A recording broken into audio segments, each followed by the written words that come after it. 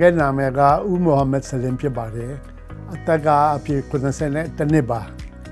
အငယ်ကရန်ကုန်မြို့စုလေဖျားလာမနေပါတယ်လုပ်ငန်းကတော့ရွှေဘုံသာလန်ထိပ်က Sunflower Hotel ဆိုပြီးတော့လုပ်ကိုင်ပါတယ်အငယ်ကဒီဘန်ကောက်ကိုကလေးတွေနဲ့အလဲပလာရင်းနဲ့ဒီနေ့မိတ်ဆွေတွေနဲ့မင်းမြန်စုံစမ်းကြည့်တော့ဒီမှာစေကံပြလို့ရသလားရတယ်ဆိုတော့ねစေကံပြကြည့်တဲ့ချိန်ကျမှဆရာဝန်ကဓမ္မနေပါလေရိုက်တယ်ရိုက်ပြီးတဲ့ချိန်ကျမှသူခွဲရင်တော့အဆင်ပြေတယ်ပေါ့အချိန်ကလည်းတိတ်မကြဘူး10ရက်လောက်ဆိုရင်ပြန်ပြီးတော့နှလန်ထပြီးလမ်းလျှောက်လို့ရတယ်လို့ပြောလို့အန်ကယ်ကအဲ့ဒါနဲ့စိတ်ဝင်စားပြီးတော့ဒီဆေးရုံကိုလာပြတယ်ပြတော့ဆေးရုံမှာလည်းဆရာဝန်နဲ့တွေ့တော့အဆင်ပြေတယ်အဲ့ဒါနဲ့ပဲခွဲဖို့ဆိုပြီးတော့ရချင်းယူလိုက်တယ်ခွဲရခြင်းအကြောင်းရင်းကပထမအန်ကယ်တို့ဒီဟာမခွဲခင်မှာလမ်းလျှောက်ရင်10မိနစ်ပဲရတယ်လို့10မိနစ်ဆိုတဲ့နောက်ပိုင်းမှာတိတ်အနာကမခံနိုင်လို့နားတယ်နော်လေကတိတက်ဖို့ကလည်းတစ်ထပ်လက်ထက်ကတက်ပြီးတော့ပူတက်လို့မရဘူးအဲ့တော့ဒီကနေပြီးတော့ရန်ကုန်မြို့မှာရှိနေချိန်ကျမှကိန်းပေလာအခိုက်အကျက်ဖြောက်စေးတောက်မှတက်တာတော့ဒီမှာရှိတဲ့မိတ်ဆွေတွေနဲ့တိုင်ပင်ကြည့်တော့သူတော့မဟုတ်ဘူးအဲ့ဒါတောက်လျှောက်တောက်လို့မရဘူးဆရာဝန်နဲ့ပြကြည့်လိုက်ပေါ့ဆိုပြီးတော့အစီအစဉ်မရှိဘဲနဲ့ဆရာဝန်ပြလိုက်တယ်ပြလိုက်တော့ဒီဆရာဝန်ကနေကောင်းပါတယ်အဲ့ဒါဆိုလှုပ်လို့ရတယ်စိတ်မပူနဲ့ဆိုပြီးတော့ရှေ့ကခွဲထားတဲ့လူတွေရဲ့ဗီဒီယိုဖိုင်တွေသူတို့ရဲ့ဓာတ်ပုံတွေပါလေကြည့်တော့အငယ်ကလည်းဟုတ်ပြီအဲ့ဒါဆိုရင်လည်းငါလည်းအားတာပဲရန်ကုန်မြို့မှာလည်းပိတ်ရက်တွေပဲရှိနေတော့တင်းညိုပိတ်ရက်ဖြစ်တဲ့ချိန်ကျတော့အငယ်တို့ကအဲ့မှာပြင်မဲ့ operation လုပ်ဖို့အစီအစဉ်လုပ်လိုက်တယ်အဲ့တော့ operation အစဆုံးက10ရက်လောက်ကြာတယ်ပေါ့အဲ့မှာ3-4ရက်လောက်ကထပ်ပြီးတော့လေ့ကျင့်ခန်းလုပ်တာတော့အဆင်ပြေပါတယ်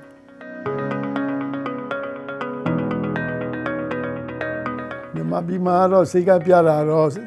လွန်ခဲ့တဲ့6လလောက်ကဆရာဝန်တွေကိုပြကြည့်တော့သူတို့လည်းခွဲရမယ်လို့ပဲပြောတယ်ပထမတော့ခွဲရမယ်ဆိုတော့အင်္ဂလိပ်ကလည်းကြောက်တယ်ဒီရွယ်ရမှခွဲရင်ဘေးဆိုးကျိုးများဖြစ်ပြီးတော့ဂရင်းအေးရတယ်ပဲလဲသွားမလားပေါ့အဲ့လိုပဲဘန်ကောက်ကိုအလဲလာရင်းနဲ့အဲ့ဒီဆေးရုံမှာပြကြည့်တဲ့ချိန်မှာဆေးရုံရဲ့ဗီဒီယိုဖိုင်တွေပါလေကြည့်ပြီးတော့မှ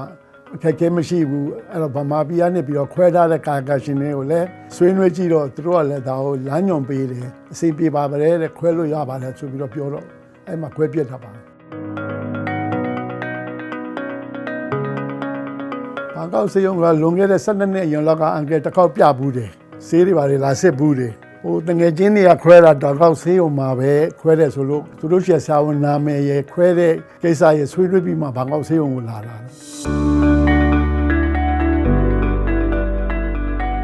So Mr. Mohammed Salem came to see us because of he has a bad knee pain and he has a severe deformity of both knees. So if you see from the video that his knee is not straight, his knee have a deformity which we call the varus deformity. So this deformity limit his motion and it limit his walking ability. So he cannot walk by himself. He need to use a wheelchair at first when he came to us.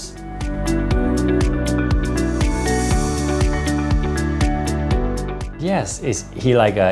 every elderly people that he has diabetes and hypertension, and he also has TIA, which is like previous stroke in the past. But normally these underlying disease, all of the underlying disease has well control. So we have the internal medicine doctor to control this one before the operation. So in conclusion, he has a diabetes, hypertension, and also the previous stroke, which is not a limitation for the surgery. So we have a great team to control this thing before the operation to make sure that he is safe for the surgery. Oh, it's very bad. He has we call the severe bone-on-bone arthritis. Actually, this is a normal knee, and the arthritis often there are several grades of the arthritis, and this is we call the mild or the moderate arthritis. But Mr. Mohammed has a severe bone-on-bone. It means that he doesn't have any cartilage left, and we can diagnose it using the X-ray. You can see that from the X-ray that he has the deformities of both knees, and also there's no gap between the bone. So this one we call the bone-on-bone arthritis. So this is the diagnosis of this patient. He has a severe grade 4 osteoarthritis both knees. So the best option for this patient which has a bone-on-bone arthritis is we call the knee replacement. So when he has a bad knee arthritis here, the problem is because of the cartilage. So he has no cartilage. So we have to do we call the surface replacement, or in the medical terms we call the knee arthroplasty. So we shape the bad cartilage out for 5 millimeter, and then we cover with the new titanium. So this one we call the total knee replacement, which is a very common procedure to treat the patient which has the bone-on-bone arthritis of the knee.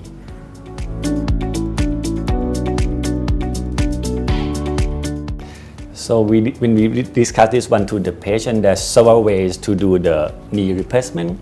which we call the knee arthroplasty. We call the first one is conventional technique, which the surgeon uses his hand to do the surgery. The second one that we choose for this patient, which is a very new technology, is what we call the robotic assisted total knee replacement. So we have the new robot, which we call the VELIS. It's a new update robot technology that come from USA, and we are one of the first hospital in Asia that have this technology to use to do the surgery with the patient. So this technology that we call the robotic surgery will help the surgeon to make sure that the alignment of the prosthesis in the perfect condition, and we can use a robot to balance the soft tissue of each patient, and it helps for the recovery. And at the end, it shows that the robotic can help the patient have a faster recovery, less pain, and a better longevity of the implant after the surgery.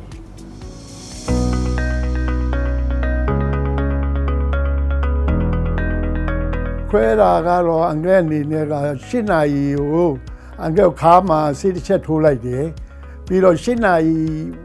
4နာရီကိုဆေးထိုးလိုက်တယ်8နာရီကျတော့မျက်လုံးဖွင့်တော့ခွဲလို့ပြီးသွားပြီဆိုတော့ဘာမှမသိလိုက်ရဘူးနောက်မှဆရာဝန်ကဘာပြောလဲဆိုတော့ခင်ဗျားကိုခွဲတဲ့ချိန်ကျမှဆက်ရုပ်အကူအညီနဲ့ခွဲထားတယ်ဆိုပြီးတော့ဓာတ်ပုံလေးပြပါတယ်ဆိုလိုချင်တဲ့ဘောကဒီဆက်ရုပ်နဲ့ခွဲလိုက်တဲ့အကြောင်းရင်းကတိကျပြီးတော့ဆရွေးကဲအောင်ခွဲတဲ့ပုံစံမျိုးဖြစ်တယ်အဲ့တော့ငကိုမခွဲခင်ကျွန်တော်ခြေထောက်ကနည်းနည်းလေးခွင်နေအခုခွဲပြီးတဲ့နောက်ပိုင်းမှာကျတော့နည်းနည်းလေးဖြောင်းသွားတယ်အဲ့ဒီအကျိုးကျေးဇူးလည်းခံစားရတယ်အဆင်ပြေပါတယ်အဆင်ပြေပါတယ်အဲ့ဒီလေ့ကျင့်ခန်းဒီအရေးကြီးတာပေါ့လေအဲ့ဒါကိုအာရုံစိုက်ပြီးတော့လှုပ်လိုက်ရင်အဆင်ပြေမှာပါ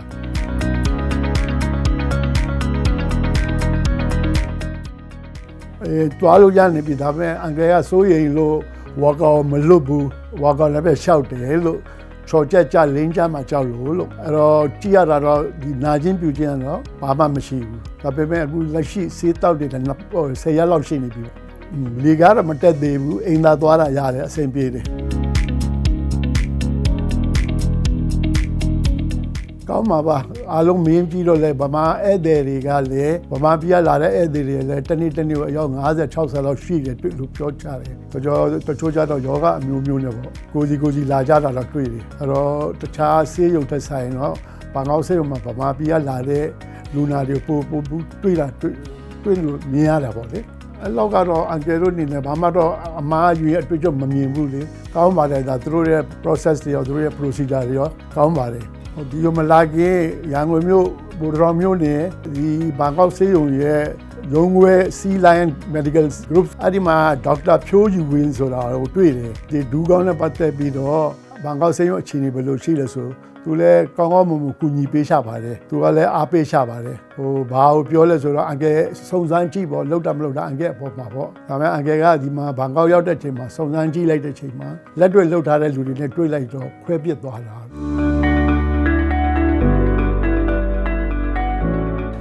I would say it's excellent, and the outcome is the perfect outcome that we can expect to the patient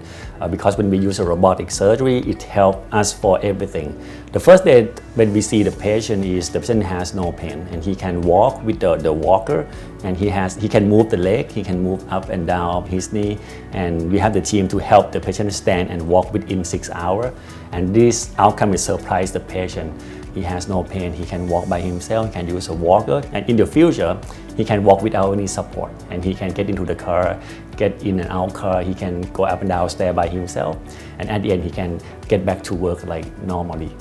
within a couple of weeks after the surgery.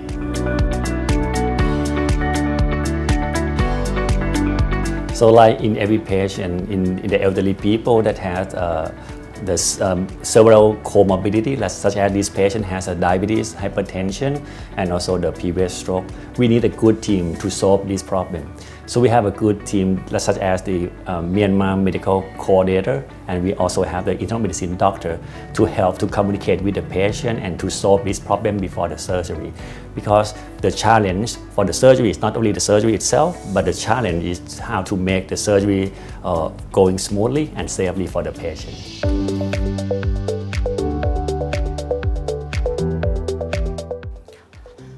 ယခုလူနာရဲ့ဒူးကောင်းအစားထိုးခွဲစိတ်မှုကုသမှုကို Wellness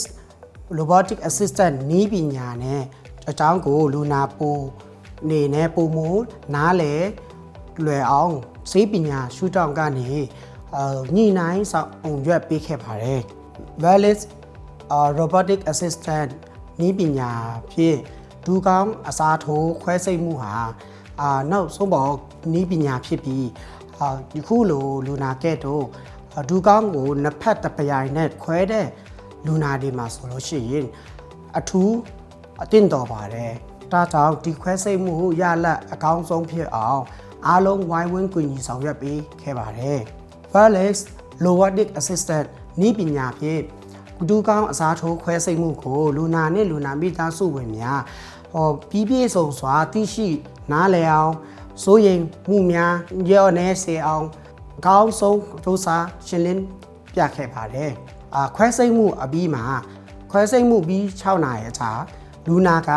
နာကျင်မှုမရှိဘဲလမ်းလျှောက်နိုင်တဲ့ဘာကိုမြင်တွေ့ရတဲ့အတွက်မိသားစုဝင်နဲ့အတူဝမ်းတာပီတိဖြစ်မိခဲ့ပါတယ်ဘန်ကောက်ဆေးရုံကြီးကိုလာရောက်ကုသမှုခံယူမဲ့မြန်မာလူနာများအတွက်ရလက်ကောင်းရစေဖို့အချင်းတီချောမွေ့စေဖို့အတွက်ကျွန်တော်တို့မြန်မာကျန်းမာရေးဝန်ဆောင်မှုဌာနကအမြဲစောင့်ကြိုနေပါတယ်ခင်ဗျာ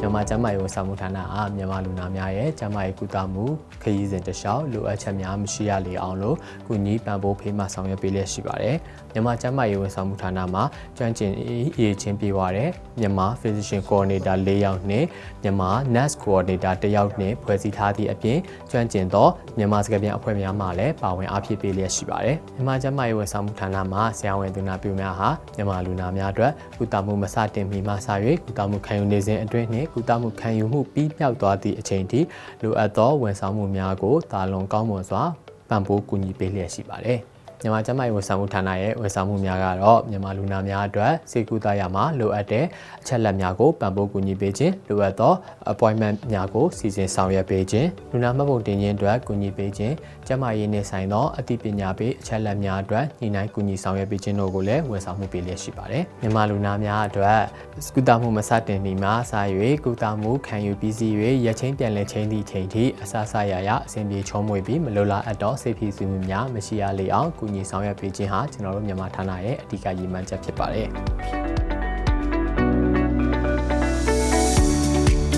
So very important thing is the patient because he is the one that had the surgery and he has a good mindset. He has a good motivation to make sure that he will going well after the surgery. And the family member also the very important. He has a very good family member and also the team, medical team. We have a great team, the surgeons, assistant, and also the robotic that can help us to make sure that the surgery we have a good precise surgery and we have a good X-ray alignment of the prosthesis and the lifespan of the prosthesis will last longer than the conventional technique as well. So in conclusion, we have to work as a team, medical doctors, coordinators, surgeon, robot, and also the patient and family member. This is the key for the success of this patient.